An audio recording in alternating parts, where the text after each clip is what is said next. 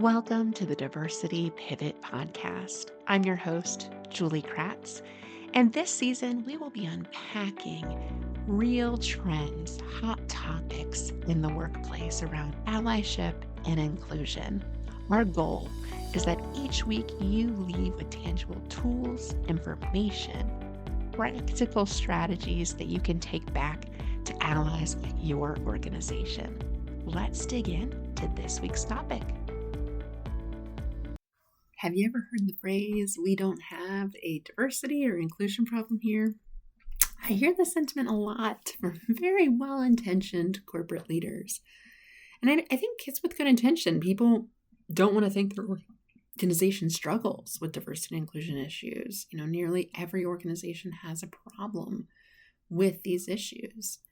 Inclusive and diverse work environments are rare. Even those that have worked on diversity and inclusion for decades are not where they want to be with their DEI efforts. So just because you can't see an issue doesn't mean it doesn't exist, especially for those in the dominant group who are less likely to experience microaggressions or these often subtle but harmful behaviors that are non-inclusive, such as statements, actions, incidents, regarded as instances of indirect, subtle, or unintentional discrimination to historically marginalized groups.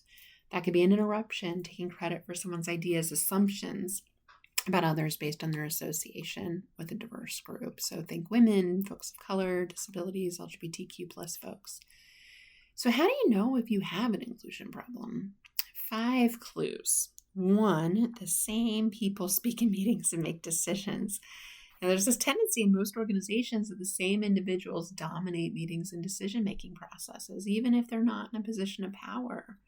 And this can be problematic for a lot of reasons. When a small group of people consistently control the conversation, it limits the flow of ideas. This leads to ideas that aren't well-rounded or representative of the communities they hope to serve.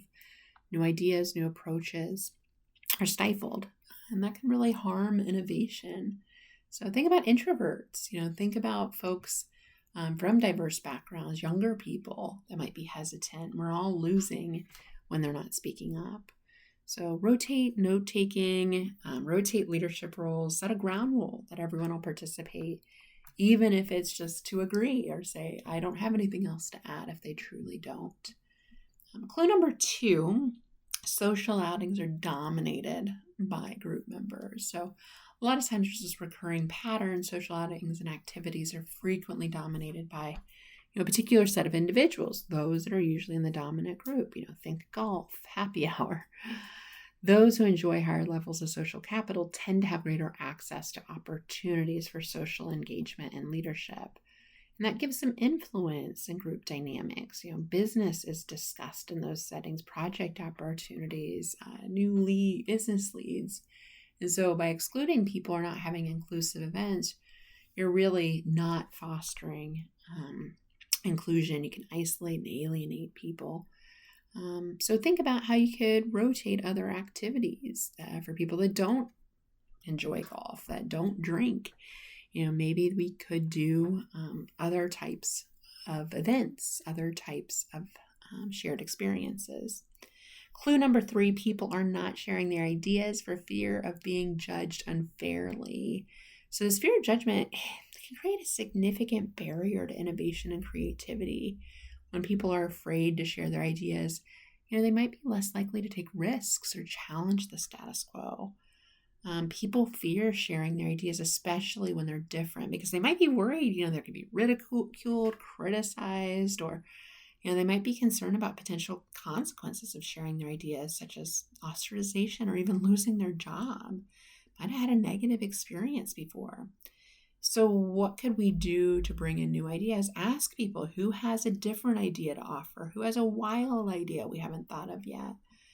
It gets people to pause. It gets people to think. It invites diverse perspectives into the brainstorm and increases our chances of innovation and better decision-making.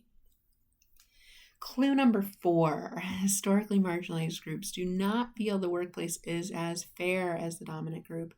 Women, people of color, are much more likely to see the workplace as less fair. So these challenges often lead to increased stress, higher turnover rates for these groups. There are often fewer people who look like them represented in leadership roles. So when that's the case, it's hard to see yourself growing in an organization. And I know a lot of organizations feel like this is a chicken and egg problem. We don't have the representation, so how do we get the representation? Take a look at these fairness discrepancies. Make an intentional effort toward diversity and inclusion metrics. Create programs that address stereotypes and biases. People can see the importance of diversity and inclusion, and people often need access to education and resources to be better allies. Clue number 5, last one, leadership does not reflect the communities the organization serves. There's so many systemic issues that have adversely hindered historically marginalized groups, leading to leadership roles remaining overrepresented by the dominant group. So currently, fewer than 20% of Fortune 500 CEOs are from diverse groups. And boards, C-suites are overwhelmingly also populated by the dominant group. This is a problem. We risk being irrelevant to the folks we hope to serve. So to address that gap, consider broadening recruiting and hiring efforts and working on an inclusive culture. Review your succession planning and performance management processes to ensure people are being promoted, paid equitably. Beware of the zero-sum game mentality where people believe the organization is promoting or hiring people because they're from a diverse group instead of ensuring the person truly is the best candidate for the role. We also want to prioritize that we want more diversity and representation. For organizations that want to be apathetic about diversity and inclusion, good luck staying relevant. Diversity and inclusion problems cost organizations higher turnover, less innovation, and they lose the competitive advantage of having the talent that serves the market they hope to. Thank you for listening to the Diversity Pivot podcast. My hope is that you walked away with a tangible tool, insight, or information that you can share with other allies on the journey. If you liked this week's episode, please leave us a review. Your feedback means a tremendous amount to us. We'll be back next week with another hot topic. Serve.